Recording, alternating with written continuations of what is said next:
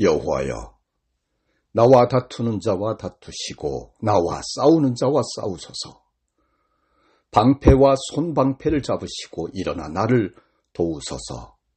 창을 빼사 나를 쫓는 자의 길을 막으시고 또 내 영혼에게 나는 내 구원이라 이르소서.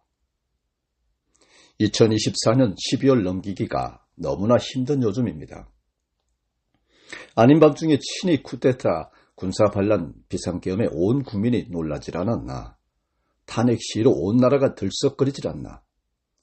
급기야는 내란 수계가 탄핵되어 직무정지되고 검찰, 국수본, 공수처, 합수본이 먹잇감 서로 차지하려는 야수들처럼 앞다투어 각기 내란 수사 선점하려고 치열한 공방전을 펼치는 걸 TV로, 인터넷으로, 유튜브로, 개인 SNS로 실시간 지켜보면서 소름이 돋는 요즘인데요. 이 과정에서 출두 조사하려는 자, 출두 요구 묵살하려는 자, 체포하려는 자, 체포 안 당하려 버티는 자의 기싸움, 법리싸움이 치열한데요. 심지어 내란 우두머리로 적시돼 직무정지 중인 대통령, 피의자 윤석열의 자기 방어 능력이 법기술자 법리싸움의 고수답게 치열하고 눈물겹다 못해 불쌍하기까지 한데 여러분 생각은 어떻습니까?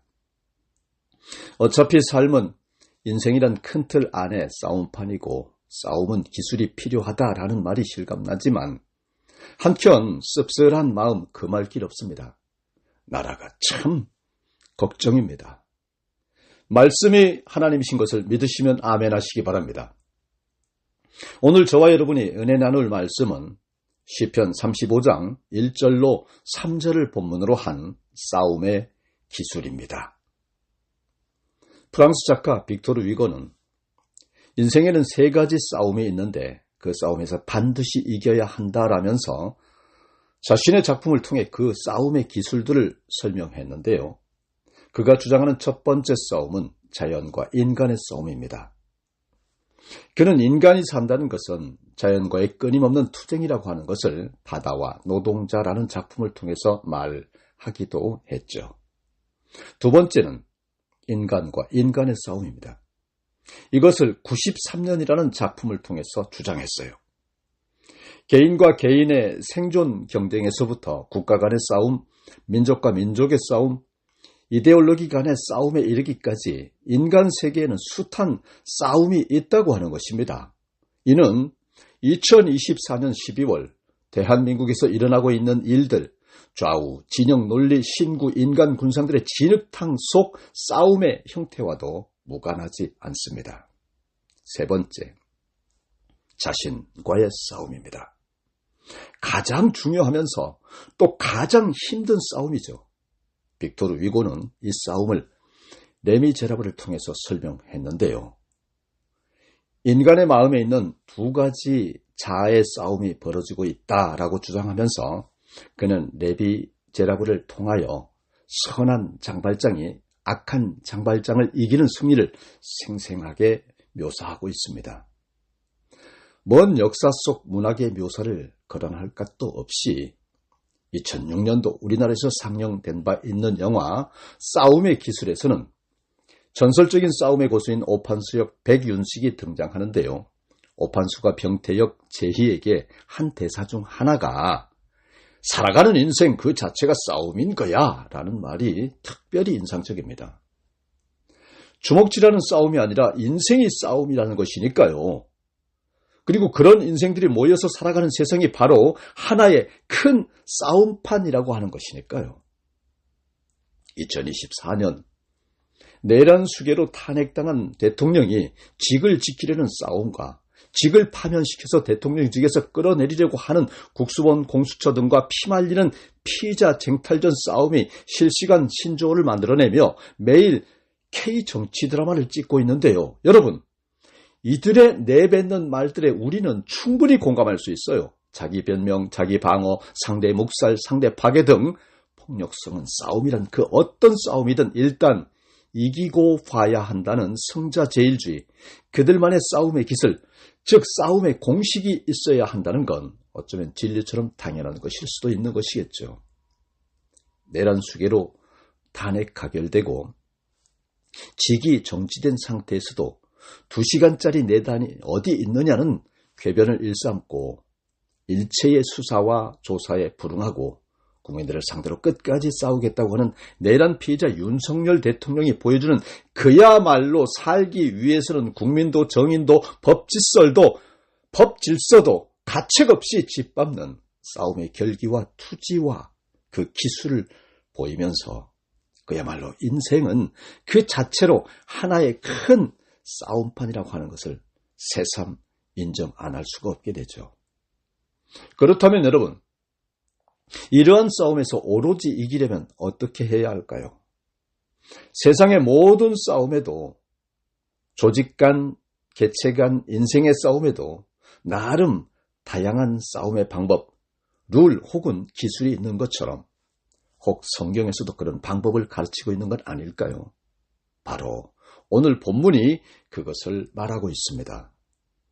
성경은 성도에게도 싸움의 방법이 있다고 하는 것을 말씀을 통해 기록으로 보여주시는 것을 알 수 있습니다. 우리가 잘 아는 다윗의 인생이 어떻습니까? 혹독한 싸움의 연속이었지 않습니까? 어린 시절 광야에서 목동으로 살았죠. 그러면서 양을 공격하는 짐승들과 싸웠고요. 물맷돌 하나로 골리앗을 이긴 뒤로는 숱한 전쟁터에서 목숨 걸고 피 터지게 싸웠습니다. 한마디로 꽃같은 20대 시절을 꼬박 사울에게 쫓겨다니면서 찢고 싸우고 쫓고 쫓기는 험한 세월을 살았지 않습니까? 왕이 된 후로도 주변 국가들과 수시로 싸웠으면 말할 것도 없고요.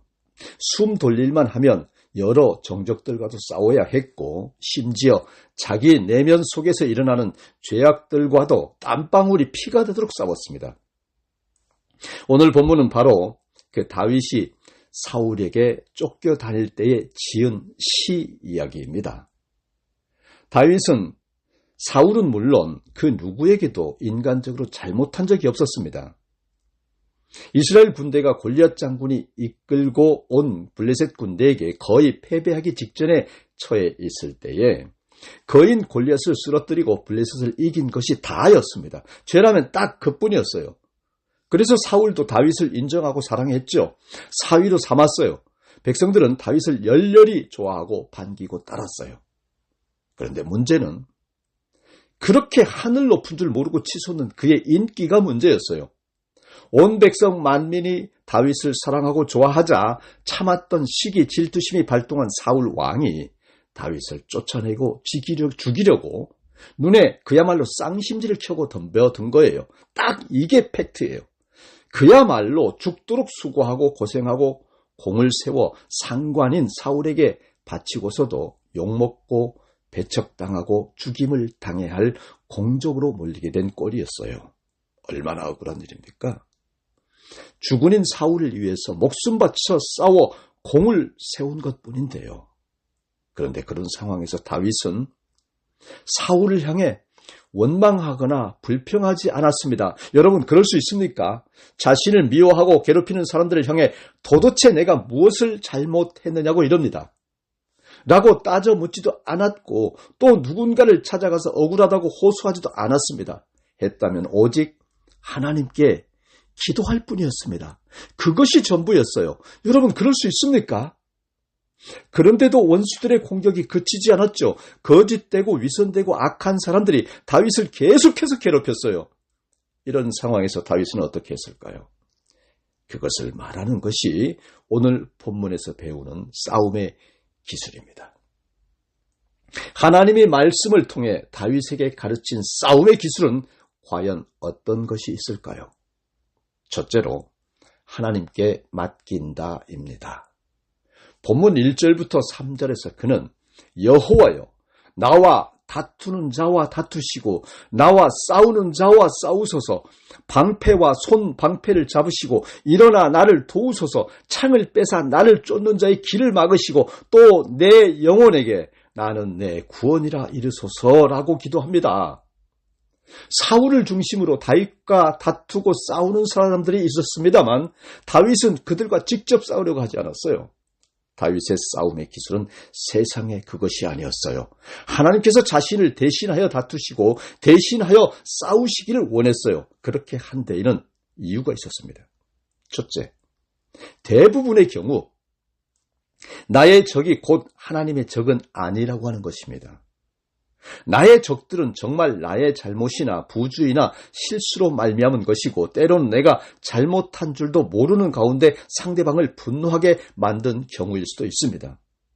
두 번째로, 다윗이 자신과 다투는 자와 다투시고 자신과 싸우는 자와 싸워달라고 하는 것은 자신은 그 누구든 그 사람을 재판하거나 더욱이 심판하고 징계할 자격이 없다고 하는 것을 알았다고 하는 뜻입니다. 오직 하나님만이 모든 사람들을 재판하시고 심판하실 자격이 있습니다. 그렇기 때문에 그는 여호와여, 나와 다투는 자와 다투시고 나와 싸우는 자와 싸우소서라고 기도한 것입니다. 사랑하는 여러분, 세상 모든 싸움에서 이기려면 여러분들도 다윗처럼 하나님께 나의 싸움을 싸워주소서라고 기도해야 한다고 하는 것을 믿으시기를 바랍니다. 하나님은 자기 편은 당신의 전능의 방패로 막아주시고요, 적들은 강력한 창으로 공격하시는 분이라고 하는 것을 믿으시기를 바랍니다. 4절부터 8절을 볼까요? 다윗은 하나님께서 원수를 어떻게 처리하면 좋을지를 기도하면서 그들이 행한 대로 갚아달라고 기도합니다. 그들에게 수치를 당하게 하시고 낭패를 당하게 해달라고 기도합니다. 가벼운 결을 불어버리듯이 불어버리시라고도 기도합니다. 여호와의 천사가 그들을 끝까지 뒤쫓아가서 실패하게 만들어 달라고 기도합니다. 그리고 그들이 도망하는 그 길이 어둡고 미끄러운 길이 되게 해달라고 기도합니다. 또한 그들을 다윗을 잡으려고 그물을 설치하고 웅덩이를 팠는데요, 그 그물에 그들 자신이 잡히고 그 웅덩이에 그들 자신이 빠지도록 해달라고 기도합니다. 그리고 이러한 모든 재앙이 순식간에 그들에게 닥쳐서는 회복 혹은 재기불능의 상태로 만들어 달라고 기도했습니다. 얼마나 구체적인 기도입니까? 그런데 여기서 여러분이 아셔야 할 것이 있습니다. 그것은 지금 다윗이 그들이 자신의 원수이기 때문에 그들이 행한 대로 갚으시라고 기도하는 것이 아니라는 점입니다. 그들은 곧 여호와 앞에 악을 행했기 때문에 그들에게 징벌을 내리시라고 기도하는 것이죠. 기억하십시오. 하나님의 백성들에게 악을 행하는 자들은 곧 하나님께 악을 행하는 것이고 따라서 하나님께서 그들을 벌하실 것이라고 하는 것을 믿으십시오. 하나님은 나와 여러분, 우리의 하나님이십니다. 두 번째로, 하나님의 눈으로 바라본다입니다. 다윗은 9절과 10절에서 여호와 같은 자가 누구냐라며 스스로에게 묻습니다. 내 영혼이 여호와를 즐거워하며 그의 구원을 기뻐하리로다. 내 모든 뼈가 이르기를 여호와와 같은 이가 누구냐? 그는 가난한 자를 그보다 강한 자에게서 건지시고 가난하고 궁핍한 자를 노력하는 자에게서 건지시는 이라 하시로다. 라고 여호와를 칭송합니다. 이에 더하여 다윗은 여호와를 즐거워합니다. 그의 구원을 기뻐합니다. 그러고는 뼛속 깊이에서 여호와와 같은 분이 없다라고 말합니다. 뼈는 시적으로 영혼과 동요로서 다윗 자신으로 해석할 수도 있지만 51장 8절에 주께서 꺾으신 뼈들도 즐거워하게 하소서라는 기록을 볼 때에 하나님의 구원하심을 생각하니 고통과 위험 가운데서 부서지고 어그러졌던 것 같았던 뼈들이 다시 힘이 생기고 기쁨이 차오른다고 하는 뜻으로 해석할 수도 있는 부분입니다. 이게 무슨 말일까요? 왜 다윗은 지금까지 자신을 괴롭히는 자들에 대한 이야기를 하다가 갑자기 내 영혼이 여호와를 즐거워하노라 라고 말하는 것일까요? 여러분, 우리는 종종 기도하면서 자기 감정, 자기 연민에 빠지기 쉽고 또 그 모든 상황을 자기 위주로 생각하기 쉽습니다. 다윗도 그것을 알았습니다. 그래서 그는 자기 이야기를 잠시 멈춥니다. 하나님을 생각하고 하나님의 입장, 하나님의 눈길로 자신과 자신이 처한 상황을 바라보는 시간을 갖기 시작합니다. 그것이 바로 9절과 10절의 뜻입니다. 여러분, 이 부분이 여러분에게도 정말 중요합니다. 너무 힘들고 어려운 가운데에 있으면 우리는 자기 이야기, 자기 감정만 말하기 쉽습니다. 그러나 그때 잠시 멈추어야 합니다. 그리고 다윗처럼 여호와 하나님만을 바라보아야 합니다. 이어지는 11절부터 14절에서 다윗은 다시 자신을 괴롭히는 악인들에 대한 이야기를 합니다. 악인들이 어떻게 악을 행했는지를 구체적으로 고발합니다. 불의한 증인들이 일어나 다윗이 알지도 못하는 일로 거짓 신문을 했습니다. 그들은 선을 악으로 갚으면서 다윗을 괴롭혔습니다. 어떻게 그랬죠? 다윗은 사울의 충신이었습니다. 사울을 위해서, 이스라엘 민족을 위해서 목숨을 걸고 싸웠습니다. 그러나 사울은 그런 다윗을 반역자로 몰아서 죽이려고 했습니다. 그렇지만 다윗은 자신을 죽이려고 하는 그들의 악을 악으로 대하지 않았습니다. 그들의 악을 선으로 갚았습니다. 자신을 죽이려는 사울을 축복했습니다. 또 사울을 죽일 수 있는 여러 번의 기회에서 도리어 사울을 살려주었습니다. 다윗은 대적들이 병들었을 때 굵은 베옷을 입으며 금식했습니다. 사울이 죽었을 때에도 사울을 위하여 애곡했습니다. 그리고 사울을 죽인 자를 죽이고 사울을 장사한 자에게 상을 내렸습니다. 사랑하는 여러분, 다윗이 이렇게 행동한 것은 여호와를 향한 경외심 때문이었습니다. 다윗은 자신이 선을 행하면 하나님께서 자신에게 그 선을 돌려주실 것이라고 굳게 믿고 있었습니다. 예수님도 우리가 다른 사람에게 복을 빌면 그 복이 그 사람에게 임할 것이지만 그 사람이 복을 받을 만하지 않으면 그 복을 빈 사람에게로 돌아온다고 말씀하셨습니다.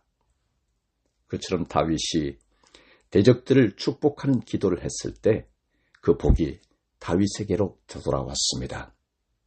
그러므로 여러분도 여러분에게 악을 행하는 자들에게 복을 빌어줘야 합니다. 그 복은 여러분에게 돌아올 것이기 때문입니다.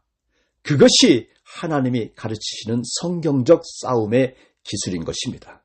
바로 이 부분이 오늘 본문에서 가장 중요합니다. 그것이 성도의 싸움의 방법이요, 기술이기 때문입니다. 본문에서 다윗이 보여주는 싸움의 방법이 무엇입니까?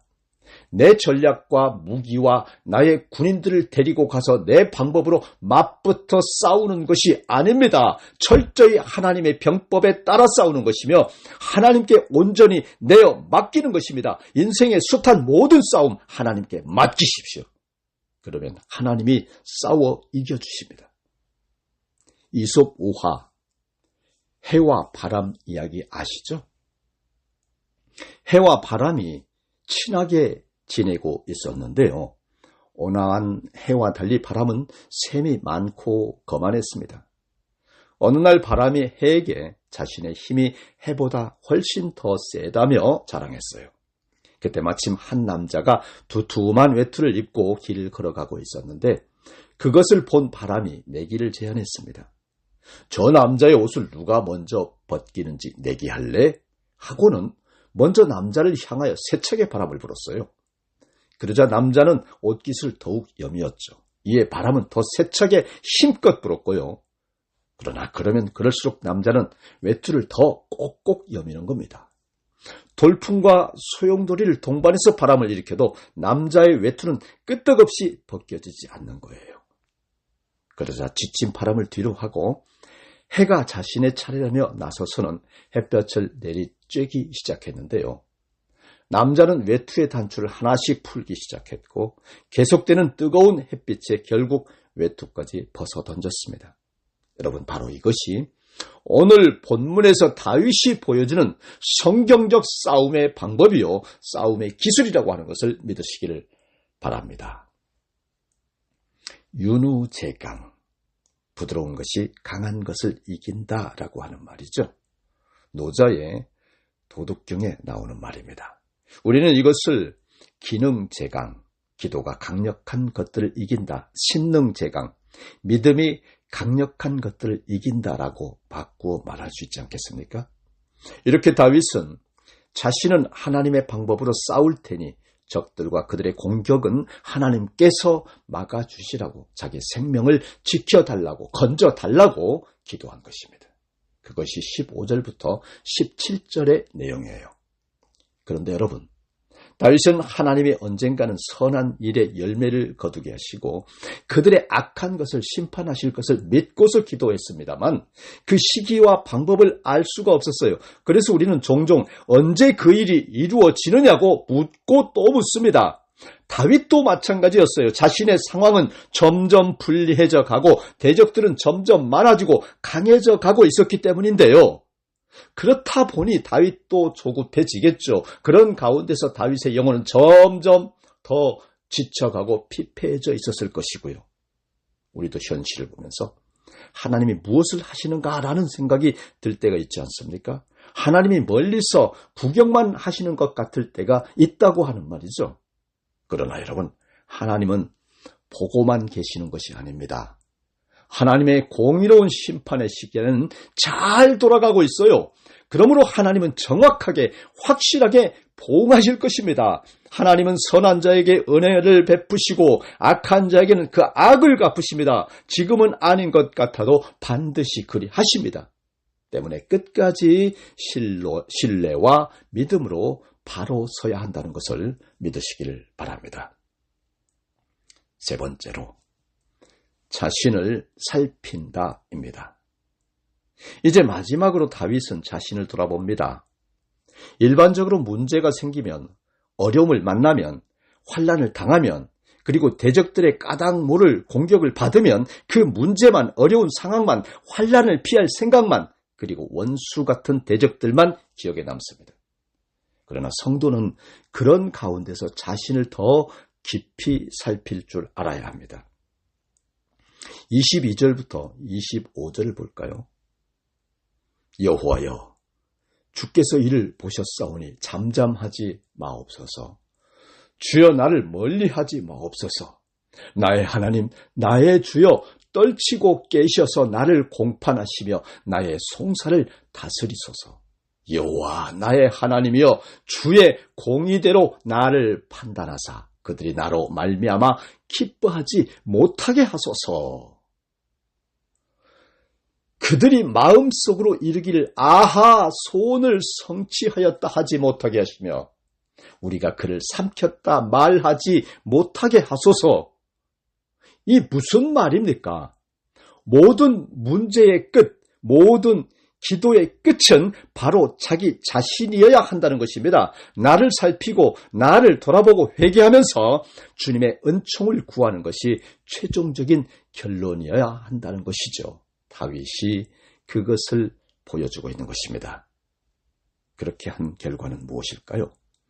18절부터 21절에서 다윗은 하나님을 찬송합니다. 다윗은 말하기를 내가 대회 중에서 주께 감사하며 많은 백성 중에서 주를 찬송하리다라고 합니다. 하나님이 자신을 구원하시면 그는 대회 중에서 많은 사람들 앞에서 하나님을 찬양하겠다고 말하는 것입니다. 너무나 힘들고 괴로운 중에 있을 때 자기 처지가 억울하고 자기를 힘들게 하는 사람들이 미워지는 바로 그 상황에서 다윗은 하나님을 바라보면서 찬송한 것입니다. 여러분 보십시오. 다윗은 기도의 힘, 찬송의 힘을 믿고 있었던 것입니다. 찬송하면 내 마음에 일어나는 모든 것들을 이겨낼 수 있으며 나를 충돌질하는 대적들을 이길 수 있으며 그런 가운데 여호와의 능력과 그 풍성한 사랑 가운데에 거할 수 있다고 하는 것을 믿고 있었던 것입니다. 다윗은. 여러분 이것이 하나님이 다윗에게 전수하신 성경적 승리의 비결, 싸움의 기술인 것입니다. 오늘 말씀을 정리하겠습니다. 2024년 미국 대선에서 트럼프를 도와 예상을 뒤엎고 압도적 승리를 이끈 테슬라 일론 머스크의 외계인적 상상 불가의 싸움의 능력과 그 기술의 영향력이 하늘을 찌르다 못해 우주를 뚫고 화성을 집어삼킬 기세로 어마어마합니다. 이에 부응해 악전 고투 끝에 재선에 성공해 미국 대통령에 복귀한 트럼프 대통령의 불도저, 탱크, 장갑차 수준의 막강 초고수 싸움의 기술에 기가 꺾여 취임 도전에 우크라이나 전쟁, 중동 전쟁이 막을 내릴 태세이고 세계 각국 지도자들이 재선 트럼프를 역사상 가장 강력한 미국 대통령으로 받아들이고 꼬리 흔드는 국제 정세 분위기입니다. 그 힘의 원천은 무엇일까요? 그들이 믿는 하나님입니다. 그들이 기도하고 의지하는 하나님입니다. 하나님이 그 나라를 세우시고 지키시고 그들을 위해 싸우시기 때문입니다. 그래서 세계 최고 강대국 미국이 된 것입니다. 그런데 여러분, 2024년 대한민국의 현재는 어떻습니까? K-팝, K-드라마, K-무비, K-컬처, K-푸드, K-대한민국, K-열풍은 어디로 간 겁니까? 도대체 잘 나가던 대한민국은 어디로 증발한 겁니까? 무슨 난데없는 비상계엄입니까?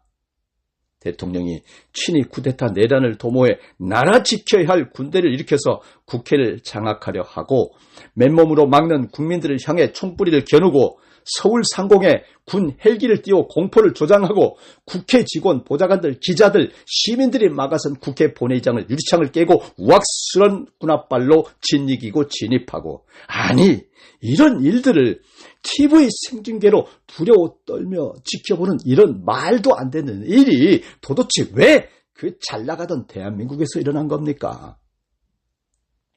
다행히 국민들이 국회를 지키고 잘 뽑은 국회의원들이 목숨 걸고 신속하게 이 일을 잘해서 비상계엄 해제에 성공해 3시간짜리 불발계엄으로 끝이 났지만 여러분, 얼마나 끔찍한 악몽이었습니까? 도대체 21세기 대한민국에 왜 1980년 5월 18일 전두환의 비상계엄 선포 후 45년이 지난 2024년 12월 3일 화요일 밤 10시 30분에 왜 그 미친 비상계엄이 일어난 겁니까? 그리고 탄핵 가결되고 내란수계 대통령이 직무정지되고 내란 수사다, 특검이다, 여야 간, 진영 간, 세대 간, 지역 간 단 하루도 바람 잘 날이 없이 싸우고 또 싸웁니다. 문제는 싸움의 기술도 룰도 철학도 없는 아수라 진흙탕 싸움이니 높은 기상, 숭고한 재능에 빛나는 국민들의 수준에 처참하게 미달합니다. 이 일을 어찌합니까? 도대체 왜 이런 일들이 우리 대한민국에서 일어납니까? 원인은 하나님의 부재입니다. 하나님의 자리에 빼곡히 들어선 우상 숭배, 주술 정치, 무력, 지상주의, 폭력과 파행의 집단화, 세력화가 잘 나가던 대한민국의 목덜미 한 축을 해괴한 무속 정권이 물어뜯고 있었기 때문입니다. 이 난국, 이 파국, 이 시련을 이기고 다시 대한민국을 세계 속에 꽃을 피워 올릴 수 있는 막강 싸움의 기술은 오직 하나님으로 집중하는 것뿐입니다. 하나님만을 섬기고 하나님만을 믿고 하나님만을 의지하는 길뿐입니다. 결론은 성경적 싸움의 기술 완결은 오직 하나님의 마음에 합하고 하나님의 방법으로 무장하고 믿고 싸우고 나아가 승리하라입니다. 그 방법이 바로 하나님이 전수하신 다윗의 싸움의 기술입니다. 그 중심과 행동 하나하나까지 하나님의 마음에 합했던 다윗은 인생의 여러 가지 싸움을 하는 모습까지 하나님의 마음에 다 맞았습니다. 그는 대적들과 직접 부딪혀 싸우지 않았습니다. 아무리 악한 자라도 부모처럼 섬겼습니다. 아무리 그들이 자신의 선을 악으로 되돌려 주어도 자신은 한결같이 선하게 대했습니다. 그는 자신의 대적들이나 자신이 당한 상황을 하나님께 맡겼습니다. 그리고 그 상황에 철저하게 자신을 살폈습니다. 그렇게 했을 때 하나님께서 나서서 친히 해결하시고 심판하셨습니다. 할렐루야. 사랑하는 여러분, 우리의 싸움은 세상이나 사람이나 문제와의 싸움이 아닙니다. 내가 끝까지 하나님을 신뢰하여 붙드느냐 아니냐의 싸움입니다. 처음부터 끝까지 주님의 방법으로 싸우느냐 아니냐의 문제입니다. 하나님의 방법으로 싸우면 하나님은 이기게 하실 뿐 아니라 이기는 것보다 더 크고 놀라운 복으로 채워주시는 것입니다.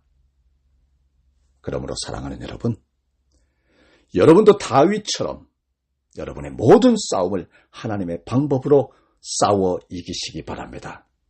그렇게 여러분 한 분 한 분 하나님께 합하여 하나님이 기뻐하는 방법으로 문제와 현실과 싸워 이겨나갈 때 잠시 더 나은 미래를 위해 탈선한 대한민국 다시금 세계 속으로 빠르게 뻗어나가 대한민국 국민 싸움의 기술로 세계 제일 하나님의 나라 대한민국이 될 줄 믿으시기를 축복합니다. 다 같이 기도하시겠습니다. 거룩하신 하나님, 은혜와 자비, 사랑이 충만하신 하나님, 오늘 주신 귀한 말씀 싸움의 기술을 통하여 구원의 은혜와 영생 거듭남의 죄사함을 허락하심에 감사드립니다. 숭고한 십자가 사랑으로 숱한 고난과 역경 가운데 대한민국을 세우시고 지켜주신 하나님 아버지, 부탁하오니 국가와 민족의 평화와 화해를 주시고 교회와 가족과 개인의 바라는 바, 기도하는 바, 소원을 이루어 주시며 특별히 자신의 삶 속에서 하나님이 주신 싸움의 기술로 싸워 승리하고 뜻을 이루어 하나님을 기쁘시게 하고 존귀, 영광, 찬양만을 올려드리게 되는 귀한 자 되길, 우리를 영죽을 죄에서 구원하신 구주 메시아 예수 그리스도 이름으로 기도드립니다. 아멘.